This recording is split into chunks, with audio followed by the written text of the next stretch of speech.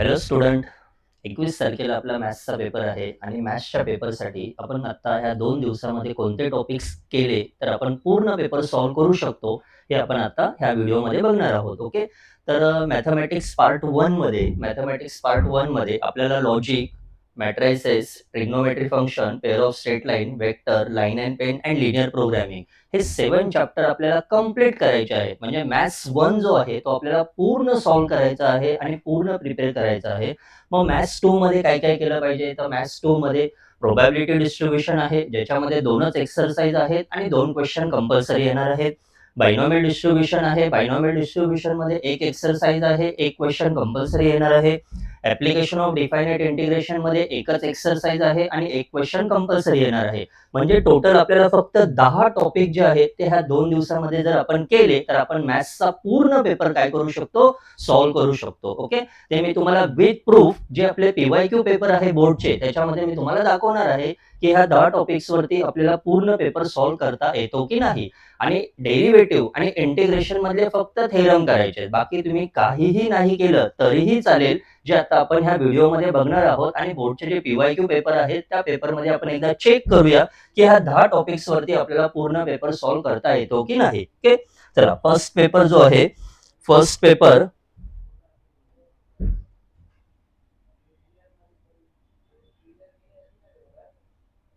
जुलै 24चा आपला first paper आहे. तो आपण एकदा चेक करूया, की ह्या 10 टॉपिकवरती आपल्याला सॉल्व्ह करता येतात की नाही. आता याच्यामध्ये टोटल एमसीक्यूज किती असतात तुमचे? टोटल एमसीक्यू 8 असतात. आता सर हे एमसीक्यू करायचे कुठून? तर आपला मिसलेनियसचा जो पार्ट असतो टेक्स्टबुकमध्ये, त्याच्यामध्ये जे एमसीक्यू आहेत, तेवढे तुम्ही केले तरीही इनफ आहेत आणि त्यातलेच एमसीक्यू तुम्हाला बोर्डच्या काय असणार आहेत? पेपरमध्ये येणार आहेत. ओके. आणि मॅथ्समध्ये एक एमसीक्यू हे 2 मार्क्ससाठी असतात. म्हणजे टोटल 16 मार्क जे आहे ते तुमच्या एमसीक्यू वरती डिपेंड आहेत. ओके. नेक्स्ट, सेक्शन बी हा आपला फर्स्ट सेक्शन आहे, ज्याच्यामध्ये सेक्शन बी मध्ये आपल्याला टोटल किती क्वेश्चन सॉल्व्ह करायचे आहेत? 8 क्वेश्चन. म्हणजे प्रत्येक क्वेश्चन हा 2 मार्क्स साठी आहे. 16 मार्क्सचा आपलं सेक्शन काय आहे? बी आहे. आणि प्रत्येक क्वेश्चन हा तुम्हाला किती मार्क्स साठी सॉल्व्ह करायचा आहे? 2 मार्क्स साठी.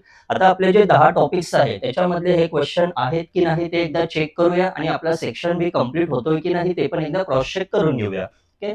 आता first question number 3, logic part 1. Find the inverse of matrix. Again, matrices part 1. Next, polar coordinate part 1. Equate angle part 1. Truth table logic part 1. Tan inverse trigonometry function part 1. Find the points again part 1. म्हणजे किती question झाले आपले? 1, 2, 3, 4, 5, 6, 7. 7 questions आणि 7 question आणि probability distribution जर आपल्याला solve करायचा आहे, जो आपल्या 10 टॉपिक मध्ये आहे. म्हणजे 7 आणि हा एक किती झाला? 8. म्हणजे आपले पूर्ण सेक्शन बी काय झालेलं आहे? सॉल्व्ह झालेलं आहे. आणि याच्यावरती आपल्याला 16 मार्क्सचे क्वेश्चन्स आपण काय करू शकतो? सॉल्व्ह करू शकतो. बरोबर. सेक्शन बी हा कंप्लीट सॉल्व्ह झाला. नेक्स्ट, सेक्शन सी मध्ये आपण चेक करूया. सेक्शन सी मध्ये अगेन आपल्याला किती क्वेश्चन सॉल्व्ह करायचे आहेत? 8. आणि किती मार्क्स साठी आहे? 24. म्हणजे प्रत्येक क्वेश्चन हा किती मार्क्स साठी येणार आहे? 3 मार्क्स साठी. चेक करूया की ह्या 10 टॉपिक वरती आपला सेक्शन सी आहे की नाही. In triangle ABC. Okay. Part 1. Are the 4 points? Again part 1. Find the difference between slope. Again part 1. Find the vector equation. Vector मधलं आहे. Again part 1. Question number 19. Vector point. Part 1. Find the equation of plane. Line and plane. Part 1. Next, x tends to b means binomial distribution, जे आपला part 2 मधलं आपल्याला करायचंच आहे. Find the expected value, probability distribution, तो पण आपण करणारच आहोत. आपले 8 क्वेश्चन कंप्लीट झाले आहेत की नाही ते एकदा चेक करून घेऊया आपण. 1, 2, 3, 4, 5, 6, 7 अँड 8. ओके. म्हणजे आपला सेक्शन बी हा पण कंप्लीट सॉल्व्ह झाला. जे आपण 10 टॉपिक सिलेक्ट केलेले आहेत तेवढेच जरी तुम्ही केले तरी आपलं सेक्शन सी पण सॉल्व्ह झालं, सेक्शन बी पण सॉल्व्ह झालं. ओके. देन सेक्शन डी मध्ये जाऊया. फर्स्ट क्वेश्चन आहे लॉजिक. सेक्शन डी मध्ये पहिला क्वेश्चन हा लॉजिकचाच असतो आणि त्याच्यामध्ये सर्किटचाच मॅक्झिमम क्वेश्चन्स आलेले आहेत. 1 question complete. Matrices 2 questions complete. In triangle ABC, vector method. Okay. Part 1. 3 question complete. डेरिव्हेटिव्हचे थेरम्स आपल्याला करायचे आहेत. 4 क्वेश्चन्स कंप्लीट.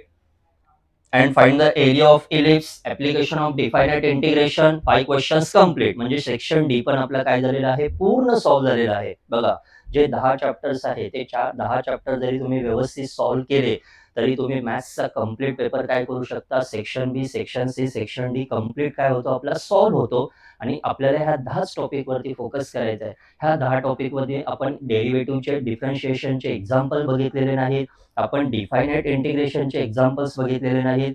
आपण इनडिफायनाइट इंटिग्रेशनचे एक्झाम्पल बघितलेले नाहीत. आणि डिफरन्शियल इक्वेशन तर आपण पूर्ण चॅप्टर सोडून दिलेला आहे.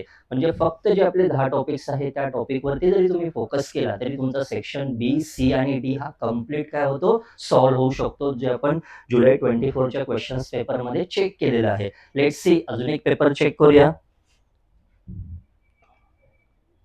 लेटेस्ट घेऊया, फेब्रुवारी 25.